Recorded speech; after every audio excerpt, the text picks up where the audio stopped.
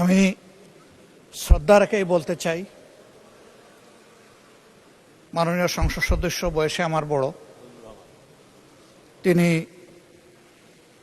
মুক্তিযুদ্ধে তার অবদান সবকিছুই বলেছেন, কিন্তু নিজের অবদান বলতে গিয়ে আরেকজনের অবদানের উপরে হাতুড়ি পিটানোর অধিকার কাউকে দেওয়া হয়। তিনি পার্সোনালি আমাকে হার্ট করেছেন। তিনি বলেছেন যে আমি বলে থাকি আমি শহীদ মুক্তিযোদ্ধা পরিবারের সদস্য, তাহলে ইনি এটাকে চ্যালেঞ্জ করছেন। ২ নম্বর, উনি বলেছেন কোনো মুক্তিযোদ্ধা কিংবা শহীদ মুক্তিযোদ্ধা পরিবারের কেউ জামাত ইসলামী করতে পারে না। তাহলে উনাকে জিজ্ঞেস করে করা লাগবে? এটি আমার নাগরিক অধিকার। আমি কোন দল করব, কোন আদর্শ আমি অনুসরণ করব, এর উপর হস্তক্ষেপ করার ন্যূনতম কোনো অধিকার রাষ্ট্র কিংবা সংবিধান কাউকে দেয়নি।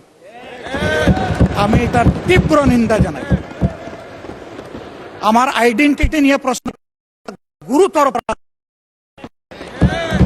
আবার আমার আদর্শ সিলেকশনের ব্যাপারে উনি কথা বলেছেন, এটা বাড়তি অপরাধ করেছেন।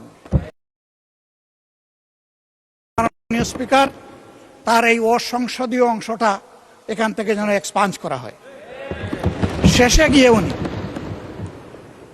আমরা খোলা মনে এই সংসদকে ফাংশনিং করার জন্য বর্তমান জ্বালানি অব্যবস্থাপনা সংকট যেটাই বলি সেইটার ক্ষেত্রে আমরা এগিয়ে এসেছিলাম, খোলা মনে কথা বলেছি, নোটিশ নিয়ে আলোচনা হয়েছে এবং পরের দিন এসে মাননীয় প্রধানমন্ত্রী একটা প্রস্তাব দিয়েছেন, আমরা সাথে সাথে এটা গ্রহণ করেছি।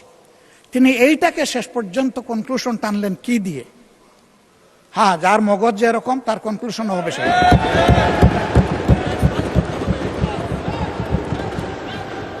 তার মতে কাউকে হিট করা, গালি দেওয়া, এর মাধ্যমে বড় কিছু অর্জন করা যাবে না।